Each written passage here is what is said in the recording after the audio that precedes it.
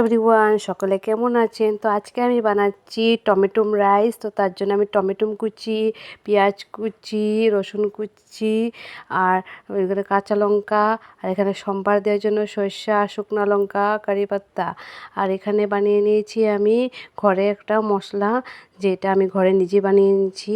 তো এখন আমি টমেটো রাইসটা বানানোর জন্য এখন আমি কড়াইতে তেলটা দিয়ে দিব। তো তেল দেওয়ার পরে তেলটা গরম আসার সাথে সাথে আমি এখানে শুকনো লঙ্কাটা দিয়ে দিব। শুকনো লঙ্কা দিয়ে দিলাম, তারপরে দিব সর্ষে দিব, তারপরে আমি দিব কারি পাত্তা। কারি পাত্তা দিয়ে নাড়াচাড়া দিয়ে তারপরে ওখানে আমি দিয়ে দিব রসুন কুচি। রসুন কুচিটা দিয়ে পেঁয়াজ কুচি দিয়ে ভালোভাবে গোল্ডেন কালার যখন যে অবধি না আসে নাড়াচাড়া করতে থাকবো। তো এই রান্নাটা আমি শিখেছি তামিলনাড়ুতে।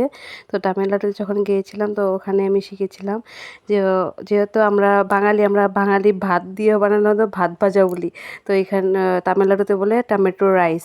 তো এখানে টমেটোর কোয়ান্টিটিটা বেশি থাকে।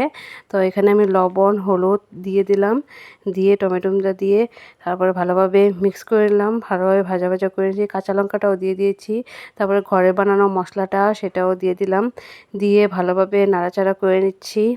তো এইটা দিয়ে আমি সেকেন্ড টাইম বানালাম। তো ফার্স্ট টাইম যখন বানিয়েছিলাম তখন আমার বরের খুবই ভালো লাগছিল। তো আজকে আবার বানালাম। তো আমার বর না টমেটো রাইসটা খেতে অনেক ভীষণ ভালো পায়। তো তার জন্য আজকে আবার বানালাম, তার জন্য তোমাদের সাথে একটু রেসিপিটা শেয়ার করলাম। তো যদি ভালো লেগে থাকে সবাই বাড়িতে ট্রাই করতে পারো। তো আমার কাছে তো খুবই ভালো লাগে।